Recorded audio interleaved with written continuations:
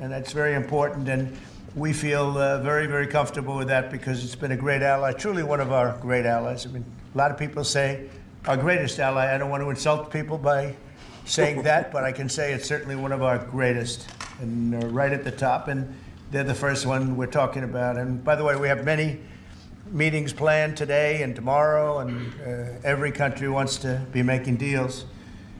And we have a meeting, as you know, Scott will be going over to Switzerland on Saturday, and that'll be very, very interesting. We'll find out, but I think they want to make a deal very badly too. Both countries have agreed that the economic security is national security and will be working together as allies to ensure that we have a strong industrial base, appropriate export controls, and protections for key technologies and industries like steel.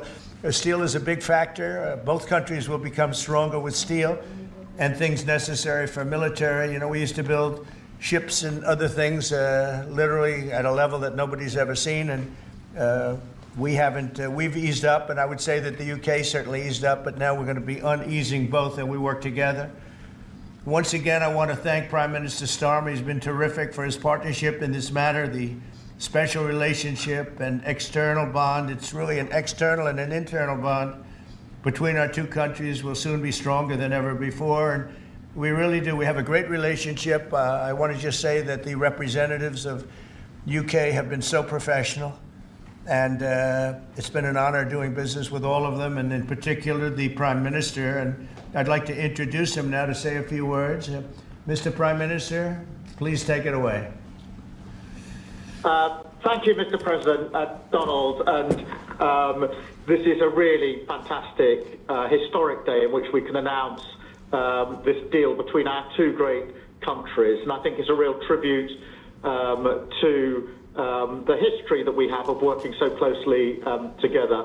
Can I pay tribute, Donald, to your negotiating team as well, particularly yes. Howard and Jameson, who've done an incredible job, a very professional job, and my team as well. Two negotiating teams have worked at pace now for a number of weeks to bring in this deal today. Really important deal. This is going to boost trade between and across our countries. It's going to not only protect jobs but create jobs, opening market access. And as you say, Donald, the timing couldn't be more apt, because not only was it 80 years ago today that victory came for Europe after and at the end of the Second World War, but of course on that day the UK and the US stood together as the closest of allies. And Donald, I think even down to the hour, because you may or may not know that it was about this time of day, exactly 80 years ago, that Winston Churchill announced victory in Europe, and that led to great celebrations across Europe, across America, but particularly in the United Kingdom. Literally people going out into the street, putting bunting up, going up to the palace. And so to be able to announce this great deal on the same day, 80 years forward, almost at the same hour, and as we were 80 years ago, with the UK and the US standing side by side, I think is incredibly important and makes this truly historic. That close relationship has endured over those 80 years. As you know, Donald, when it comes to defence and security and intelligence sharing, of course, there are no two countries that are closer than our two countries.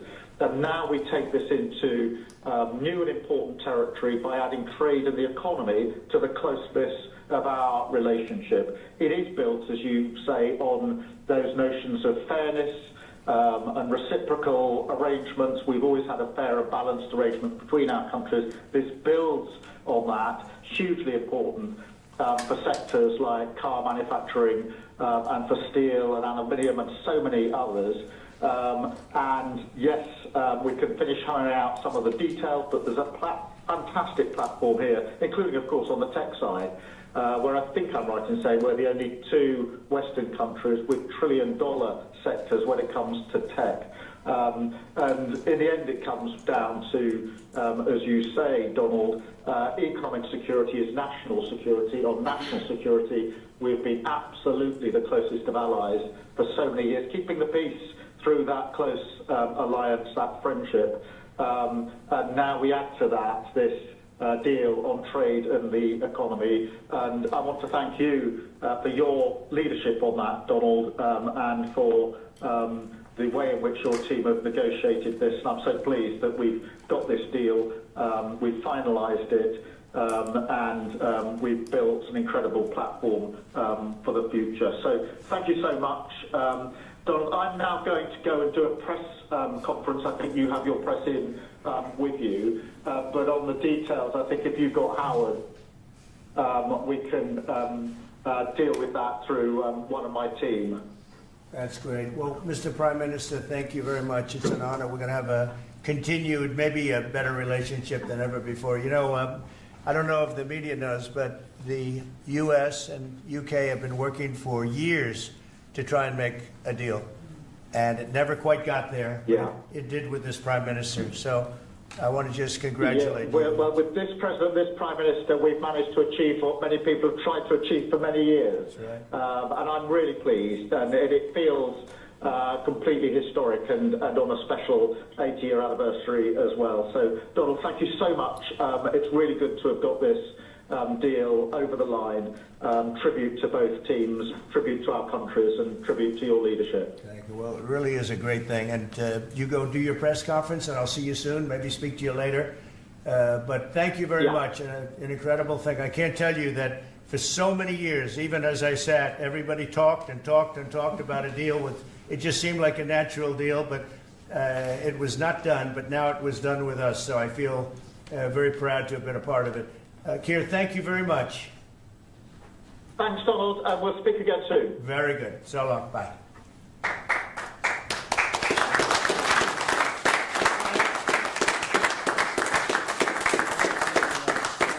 Why don't I do this? Why don't I have our Secretary of Commerce, Howard Lutnick, give a little description of the deal pretty quick, and then the good side, the very nice side, we'll be speaking about it also, maybe, from so you get a pretty equal. I think it's a very, it's just been a deal that was, we thought, very complicated. It became very simple. It's opening up the country that we really didn't have the kind of access to that I would have thought. I was surprised. I think it's why the deal never got done before. It was, you know, they've been working on this deal for 25 years. And we got it done, and we got it done. Really, it's going to be great for both countries. So, Howard, if you could go, and then somebody else, you may have, you'll pick whoever you want who'd like to do it. I have a feeling you're going to do it, right? So you guys go ahead, and then we'll take questions right after that. But I think you'll get a pretty good understanding of how big it is. It's a very large deal, very big deal. And Howard, go ahead. So the UK is the 6th largest economy in the world, and the 4th largest that we export to, right? So it's a huge market, a top 10 market. If you remember Liberation Day, they were at 10% because we have balanced trade with the UK, right? They say they have a surplus, but of course that counts gold bullion, which is, so let's just call it balanced trade. So how do you open up a market in balanced trade? People think it's impossible. They've always thought it was impossible until President Trump came on the scene and changed the way things work. So here's what we've got. We've opened up new market access, ethanol, beef, machinery, all the agricultural products. They've agreed to open their markets, and that will add $5 billion of opportunity to American exporters. So the question is, why would they do that now? Because they've never done it before. And we still have our 10% tariff on, which will produce $6 billion of revenue for the United States. So the idea was, how do they keep their jobs, protect their economy, and do the best for their people while opening the market for us? And the way is they studied it, their team was exceptional, and they tried to figure out the markets that they're importing from other people and try to send them over to America. So why were they always favoring others and not us? And what they've done is they've found the ways to do that so that we have new access, right? But the UK workers are protected, and that was the balance. So we did a deal with them in automobiles, and if you're not building here, we charge you a 25% tariff. But the president, and by the way, I want to make this clear, while Jameson and I worked hard, this was the president's deal, and people think, oh, that's not the way it works. If you got to sit next to him, I have the best deal maker to my left, and if you don't think that we take advantage of him calling the prime minister and getting that deal done, you don't understand who's the president of the United States. So he's the closer. He gets deals done that we could never get done because he understands business, he understands deals, and that's why we're here today. So he agreed they could send 100,000 cars into America and only pay a 10% tariff. And that protects their car industry. And remember, we do 16 million cars a year. So this is only like 0.6%.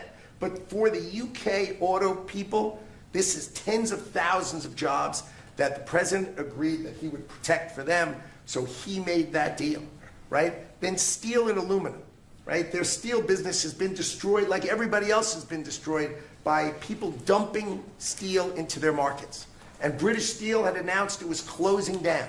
So the British government, as part of this deal, nationalized British Steel, and they're going to match the kinds of models we do. They'll put tariffs on, they'll put quotas on. They want to do it with America so they can be part of the resurgence of steel and aluminum in America, and that saves them, again, thousands and thousands of jobs. So if you go step by step, aero and commercial planes, they sell Rolls-Royce engines to Boeing. We've agreed to let Rolls-Royce engines and those kind of plane parts to come over tariff-free. And what you're going to hear today is there's going to be an announcement in the UK that they are buying $10 billion worth of Boeing planes later today, but I'm going to let the name of the airline announce it because that's theirs to do. But part of this deal was always to do it together and to do it strong, and you can see the numbers on this board. Everything about this board works exceptionally well for the United States of America. It lays out the plan that you can work with us in autos, you can work with us with aero and commercial, you can work with us in pharmaceuticals if you have a supply chain that is secure and protected in national security. So we feel really good about the deal. You've heard the Prime Minister, he feels really good about the deal, right? And we started at 10% and we ended at 10%, and the market for America is better, and this is a perfect example of why Donald Trump produced Liberation Day. People don't understand. He gets things done in a matter of time. This would have taken Jameson and I 3 years, maybe. And instead, we got it done in 45 days, certainly, because we worked for Donald Trump. So, Jameson, my partner in all this, maybe Jameson, you'd like to talk a little, and then we'll turn it over to the UK. Sure, happy to do that. Everyone has great remarks. I just have to echo the President and the Prime Minister when we talk about VE Day. This is something we've been waiting for decades, and there's no more appropriate day to do this. And when we step back and we look back a few weeks from now or months from now or years from now, we're going to look back at this day and better appreciate the significance, I think. And I'll just say as well, in terms of negotiating, I mean, the UK negotiators, you know, we've got one right here, did an incredible job, right? This is why you win wars, right? When you act like this, and the ambassador, he knows more about trade than a lot of us here, based on his background. And I would say on this deal, Mr. President, what we've shown is that it is time to change the way we do trade. People said we couldn't do a global tariff. We did a global tariff. They said no one would want to deal with us. People want to deal. They said no one give offers. You saw that stack of offers I showed you yesterday of all those countries. Said we wouldn't get deals, and here we are with the deal with the 6th largest economy. We've agreed to have fair and reciprocal trade, and we've done it in record time.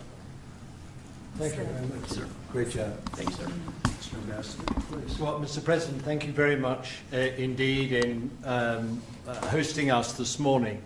And thank you very much indeed also for that very typical 11th hour intervention by you with your phone call to the President, demanding even more out of this deal than any of us expected. So thank you for that. The Prime Minister was delighted, obviously, to take that call late at night.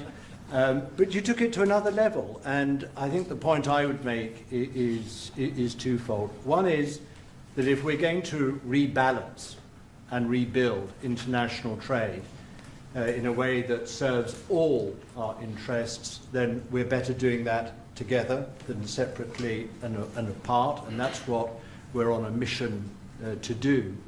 But secondly, you've done what you said you would do.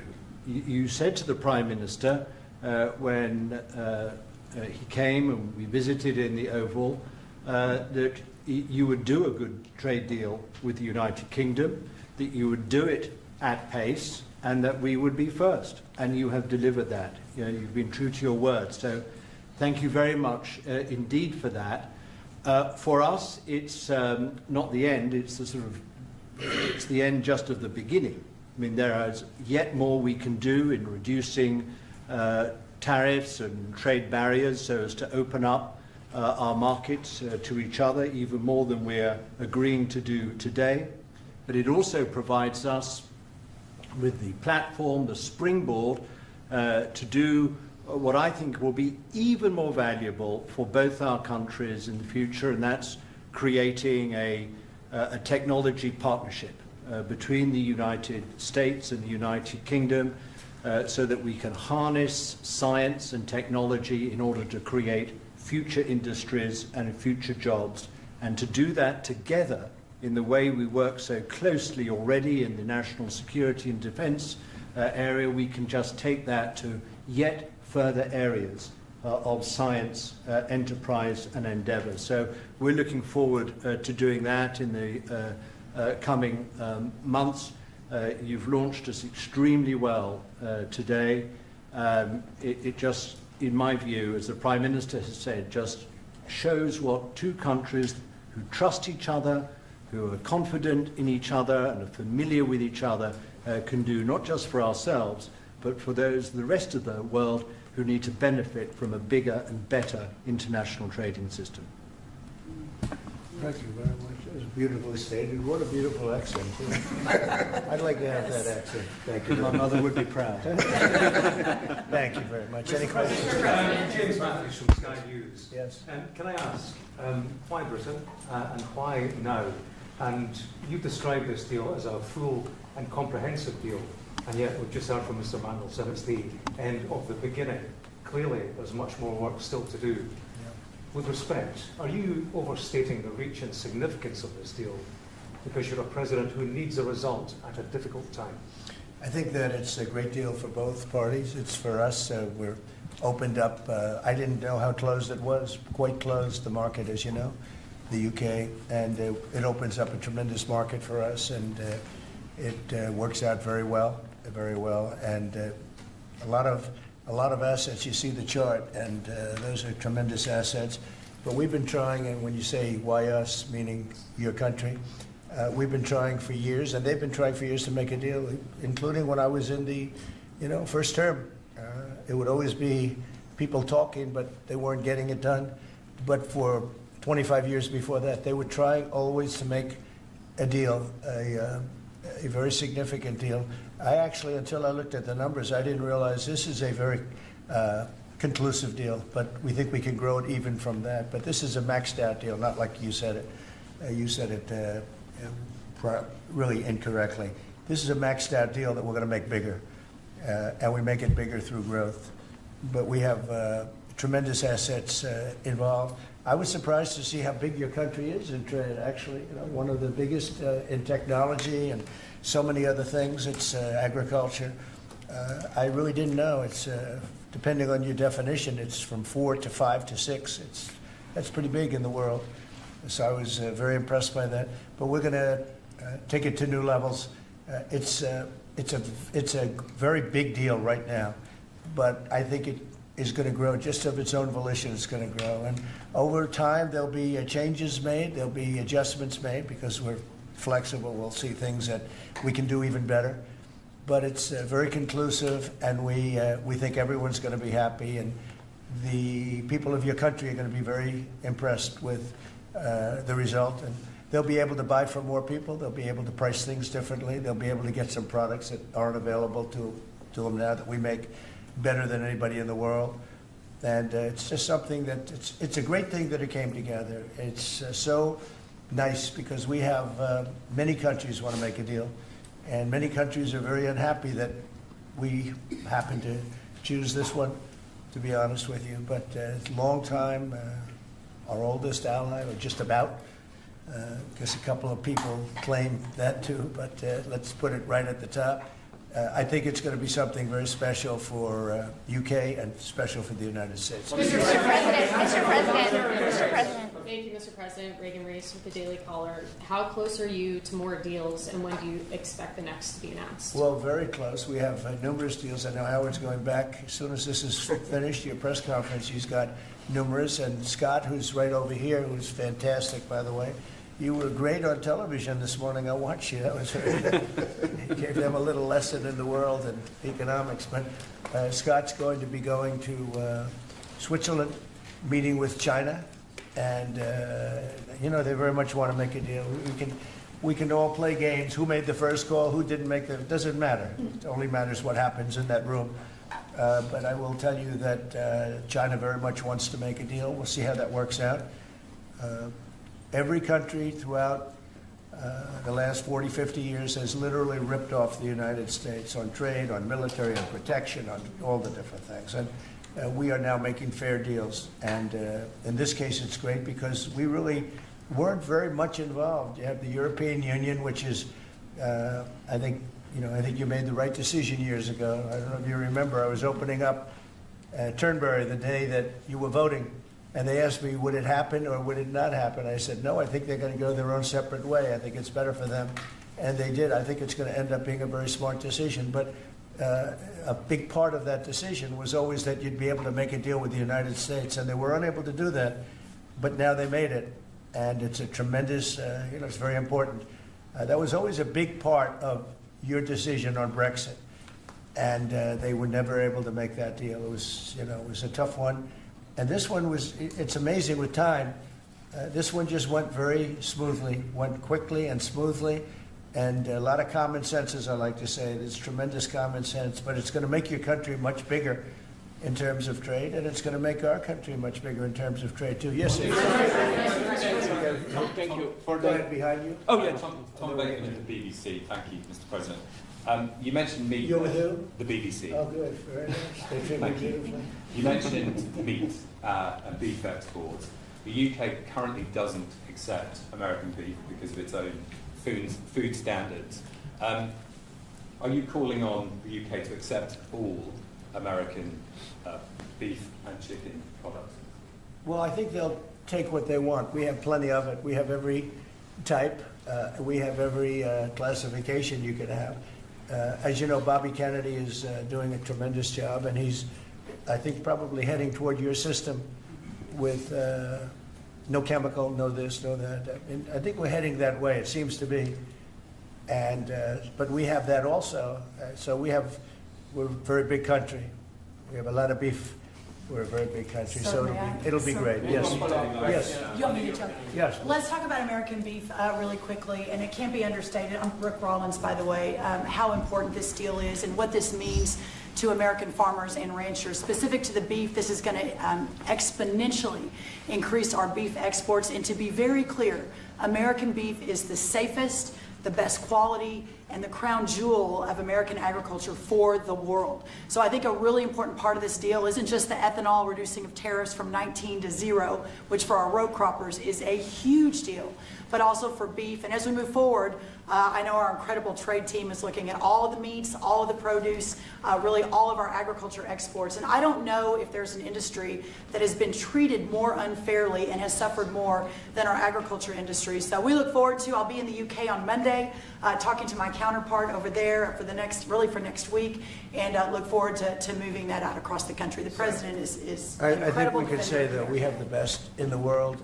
best tractors, the best everything in the world. And they say that our agriculture is, second to none, you understand. And it'll be a great asset. People are going to be able to have options, choice, and they'll have more of it.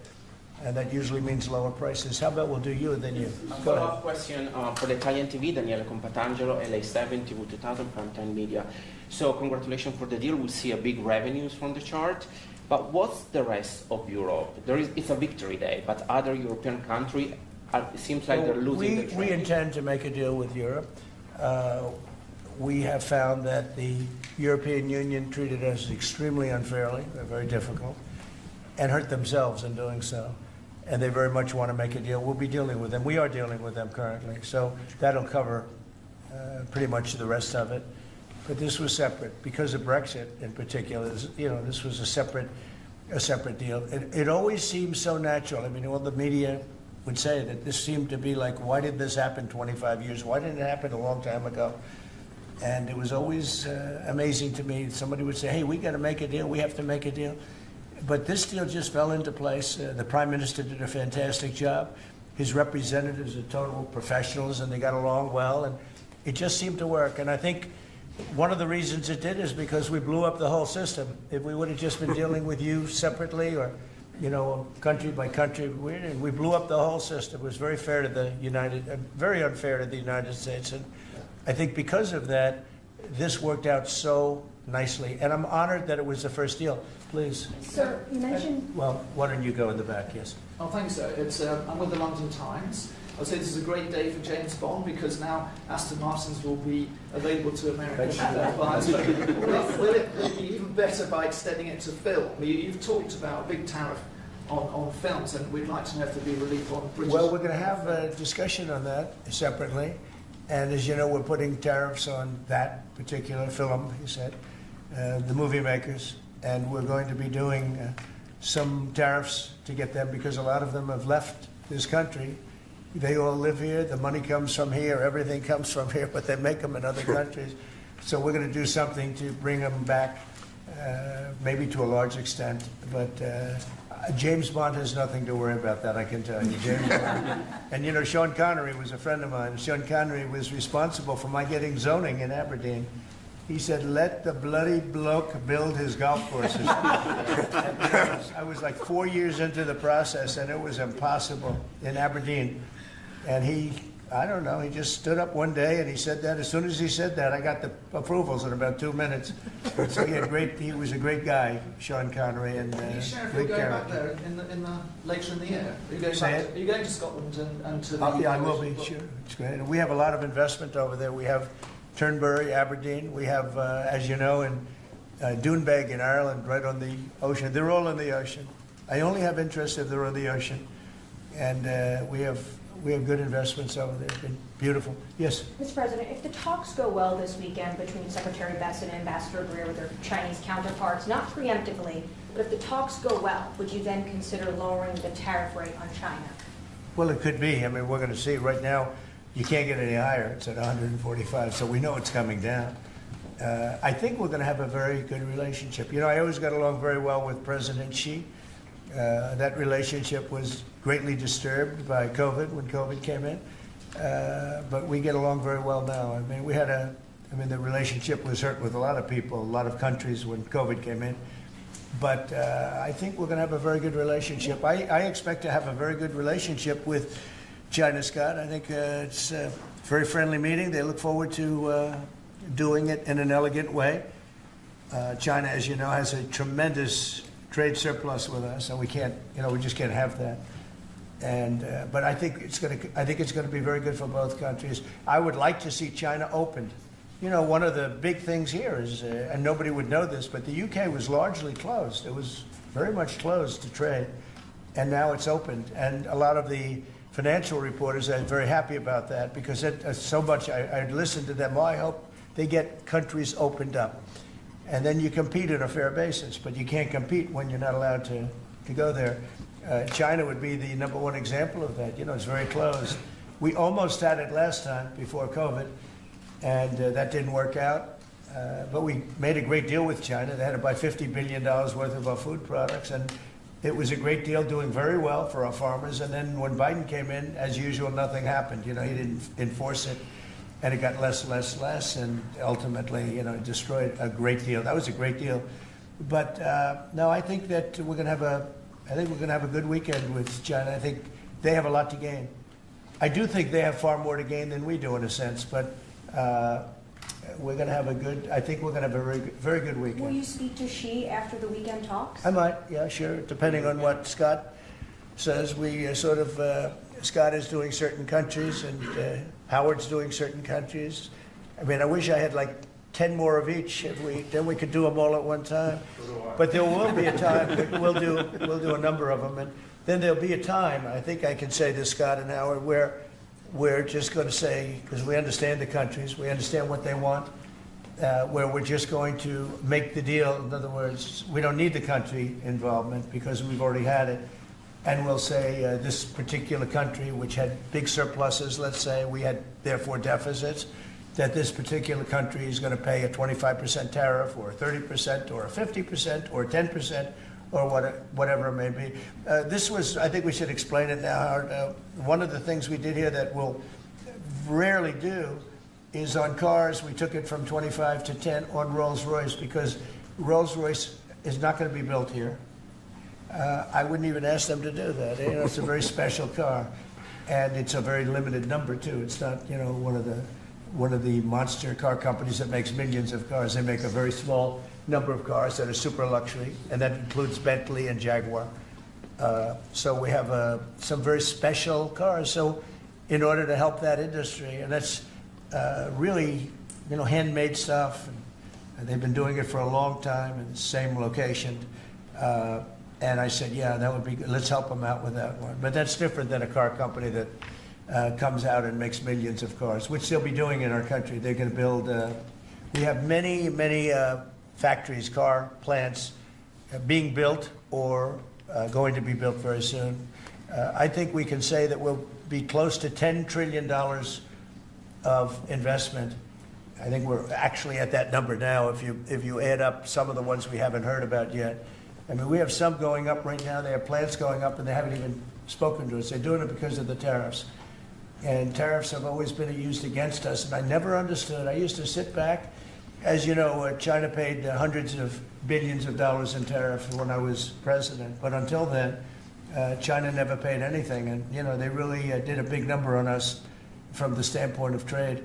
But we are using tariffs now for our benefit. And we have now close to $10 trillion. Think of that, $10 trillion. If you look at the past administration, and we're talking about over, you know, essentially 2 months, because we could say 3, but it took a little while to get the office in perfect shape, right? It took a little while to get things done.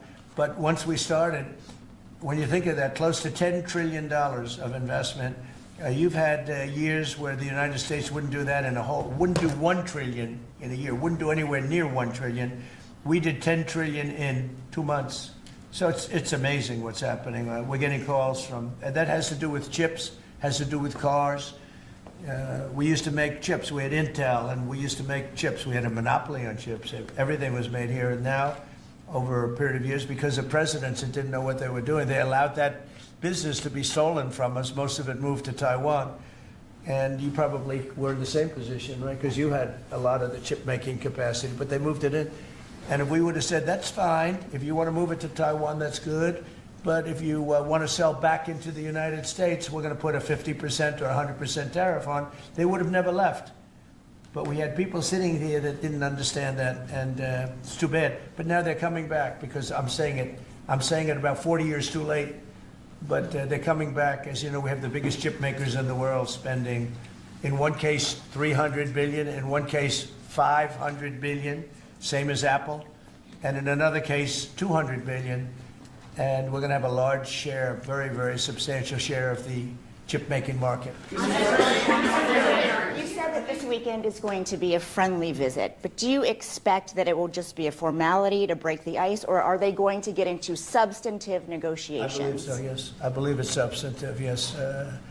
I think people like to say, yes, we're having a meeting to meet. Well, we're meeting, so what are we going to do, talk about meeting again? I think it's going to be substantive. I think we can say that, right, Scott? Very substantive. Now, China wants to do something. And look, they have to at this point. You know, essentially, they made $1 trillion a year, and now they have absolutely, you know, no business because of the tariffs. They have no business. And they want to have business, and we want them to have business. We want them to do well. We want them to do very well. So I think it's going to be very substantive. Because business has slowed down, as you mentioned. We're seeing China. but we're seeing as a result, the ports here in the U.S., the traffic has really slowed, and now thousands of dock workers and truck drivers are worried about their jobs. That means we lose less money, you know? When I see that, that means we lose less money. Look, China was making over $1 trillion, 1.1 trillion in my opinion. You know, different numbers from 500 billion to $1 trillion or $1 trillion. I think it was 1.1 trillion. And frankly, if we didn't do business, we would have been better off. Okay, you understand that. So when you say it slowed down, that's a good thing, not a bad thing. But we're going to make it so they can, I'd like to say they can do better, actually, in terms of the bottom line. We'd like to see China opened up so we can compete in China and, you know, give people something that they've never had, you know, access to something. That'd be great for the world. It would be great for our businesses. And I think it would be great for friendship. I really expect a lot of people think I'm a militant guy. I'm really not. I think that trade can bring a greater friendship with China. It can be something good. But, you know, one of the things that I know Scott's going to be talking about very high on the list is open up and let our businesses go into China, because when you talk about a closed country, that's a really closed country. And I think it would be great if it was opened up. Give people a lot of choice and would create a lot of jobs, a lot of everything. So I think it would be a great thing for China. And that's going to be one of the things we'll be discussing, like we discussed with UK. Thank you, Mr. President. Please. So what does Britain have to do for you to drop the baseline 10% tariff that you're maintaining? Well, I think that's set because that has to do with a lot of different things, including past. You know, there are a lot of past things that we talk. This is very inclusive. We included everything, and that's pretty well set. Yeah, please. Yeah, Mr. President, the 10% baseline tariff remaining in place, is that a template for these future trade deals? You say you're going to keep it here. No. Is it going to stay in every case? No, that's a low number. They made a good deal. Some will be much higher because they have massive trade surpluses, and you know, in many cases they didn't treat us right. One thing with UK, they had it, you know, somewhat closed, not like a China as an example, but they always treated us with great respect. So they treated us with great respect. The template of 10 is probably the lowest end, and therefore they, you know, made that deal. But they, you know, we've had just a very special relationship with them. Like, I won't do that deal with cars. I mean, unless somebody shows me that there's another kind of a car that's comparable to a Rolls-Royce, then there aren't too many. This is a good commercial for Rolls-Royce. They're going to order a lot of cars. Mr. President, I wonder whether you'd like to buy. Well, the last time this happened, I ended up. I would be happy to suggest a discount, obviously a very modest discount. We have to protect our profit margins. I've had many of them, actually. You know, the last time that happened, I ended up buying a Tesla. You know? Mr. President. Mary Margaret Olahan with Daily Wire. I had a question about the UK deal today. I heard there was talk that part of the agreement would depend on whether the UK would respect free speech and freedom of religion. I know the VP is really interested in that, talked about that earlier this year. Was there any assurances that you guys got on that front? You want to handle that? Yeah, that was not part of the conversation. Our conversation was an economic conversation from start to finish, closed by the president yesterday. This was a business deal, open their markets, and also protect their workers, grow our markets, and help our workers. This was about business religion. You know, business is sort of a semi-religion, but not nearly as important. I don't want to get myself into Your new nominee, Surgeon General. Mr. President, will you be asking China to help you close, you know, the gap between Ukraine and Russia? I think so, yeah. I think it's a natural thing to ask. What do you expect? Sure. I don't know. I think we're making good progress. Fighting is a little bit different than it was. I think if we weren't involved, Russia would be, you know, going at it to maybe get the whole thing. And without our involvement, they'd be able to get it, because we supplied a lot of different things, foolishly. But we've been sort of paid back by doing the rare earth deal that I talked about before. I think that I think that we will be very much involved in trying to get that bloodbath. It's a bloodbath. It's a horrible situation. 5,000. It's really more than that. But it's 5,000 soldiers on average a week, mostly soldiers, are being killed. Young beautiful people. I mean, they're being killed. I see the satellite pictures coming back, body parts lying all over fields, heads and arms. It's so terrible. I've never seen anything like it, actually. And if we can get that stopped, that will be a great accomplishment. And we're trying very hard, and I think we're close. And Mr. Witkoff is talking constantly back and forth. He's a real professional who's got a great relationship with both countries. And I think we have a good chance. And likewise, we're trying to work on Iran to get that solved without having to get into any bombing, as we say, big bombing. I don't want to do that. I want them to work a deal. I want them to be very successful. Your new nominee. Thank you, Mr. President. Edward Lawrence from Fox Business. On the non-market barriers, how did you get the UK to bend, and what was the 11th hour deal or ask? Well, I think it was really just a part of the overall. I mean, they have so many things that are so good for them. It's going to be so good for the country. And that was sort of easy. It wasn't, we had non-market, I call it non-market or non-monetary trade barriers. And we had quite a few of them. Not nearly as bad as some countries. Some countries have, you know, they have virtually no tariff, but the rest of it is so brutal you can't do business with them, right? So it's a very important question, actually. No, I think the overall deal just worked out very well from their standpoint. They were willing to give that in order to get other things, and you might want to speak to that, Mr. Ambassador. Look, the point about the deal is that we will continue reducing tariffs and non-tariff barriers. This is a continuing picture. It's a movie. It's not a still picture here. It's a movie. Yeah. It continues. And we're both committed to freeing up trade between our countries. We're both committed to freeing up investment between our countries. And the point about this deal is that it provides a very good template and a very good launch pad for what we can continue to do and build on in the future. And that's what we're both determined to do. You know, many of the, well, many of the,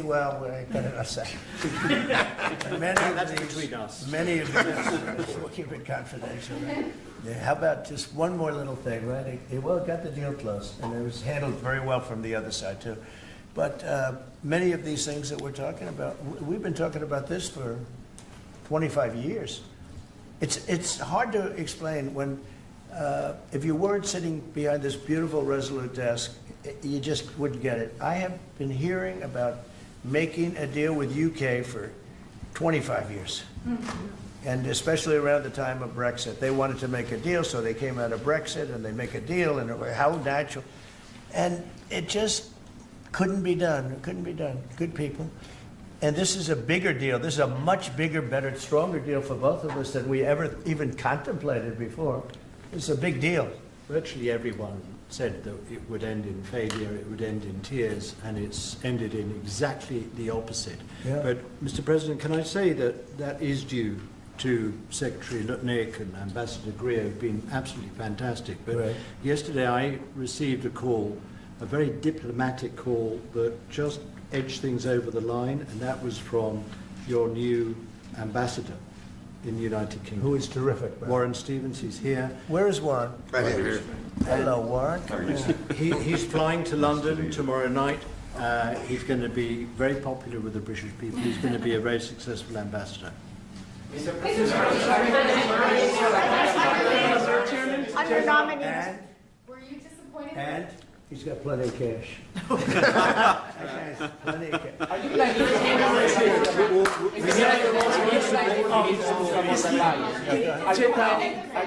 to meet Ursula von der Leyen? Yeah, the federal. Go ahead, fast. Yes, are you planning to meet Ursula von der Leyen, the president of the European Council, anytime soon? Oh, she's so fantastic, right? She's so fantastic. I hope we're going to meet. Yeah, the answer is yes. I saw her a few days ago. And I think that we'll definitely meet, yeah. The European Union is a big thing. They want to make a deal very badly. You know, everybody wants to make a deal. Look, everybody wants to make a deal with the United States. And we're doing that, and we're going to make fair deals. I'm just honored that this was the first one. Go ahead, please. The Federal Reserve Chairman, Mr. President, says that you would have to call him for a meeting. Do you plan to meet with him? And what do you think about? And it's like talking to a wall. He should be. The Bank of England cut today. Well, the Bank of England cut, China cut. Everybody's cutting but him. It's, you know, I don't know. We'll see what happens. It's a shame. I call him Too Late, you know, Too Late Powell. That's his nickname. And it's a shame. It's ridiculous. So, meeting, he's always too late. But in this case, it's not going to matter that much because our country is so strong. We're so powerful in terms of economic strength and what we've done. And I'll tell you what, if we didn't have our first term, you wouldn't be. We created things in the first term. We cut more regulations than any president in history. We cut the taxes more than anybody in history. And a very big factor is going to be the tax bill that we have right now, the one big beautiful bill, as we call it, which is all-encompassing, the biggest tax cuts ever in history, bigger than even the first time, and the incentives, even great for the UK because it'll make us so strong that we're going to be doing more business with you. It's a very important element for taxes, for every aspect, regulation cuts. That bill is, I believe it's the biggest bill of its kind ever in the history of this country. And Speaker Johnson and Leader Thune have done an incredible job. I mean, I'll let you know, we have to get a vote, but we have a lot of support for that bill. And if that happens on top of all of these trade deals that we're doing, this country will hit a point that you better go out and buy stock now. Let me tell you, this country will be like a rocket ship that goes straight up. This is going to be numbers that nobody's ever seen before. That's a very important element of all of this. You know, if we get that, if you don't, and the Democrats are fighting it only because they want to fight. They have Trump derangement syndrome. You know, if it was somebody else, they wouldn't fight.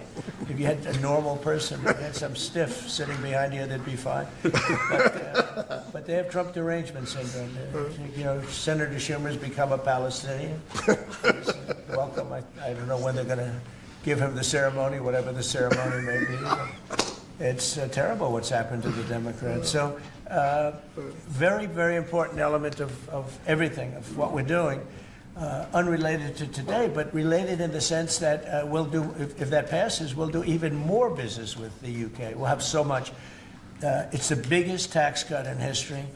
It's going to make our country zoom. It's going to be incentive, as you know, with the deduction for, basically for work. You work, you build, you plant, etc., your deduction. It's going to be the biggest, it's the biggest bill of its kind ever passed, maybe the biggest bill ever passed. That's why we call it the one big, beautiful bill. You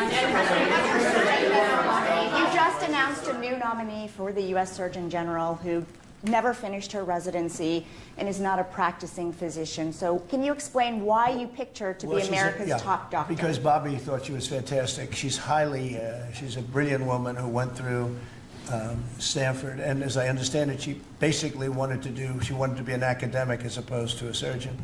I think she graduated first in her class at Stanford, and Bobby really thought she was great. I don't know her. I listened to the recommendation of Bobby. I met her yesterday and once before. She's a very outstanding person, a great academic, actually. So I think she'll be great.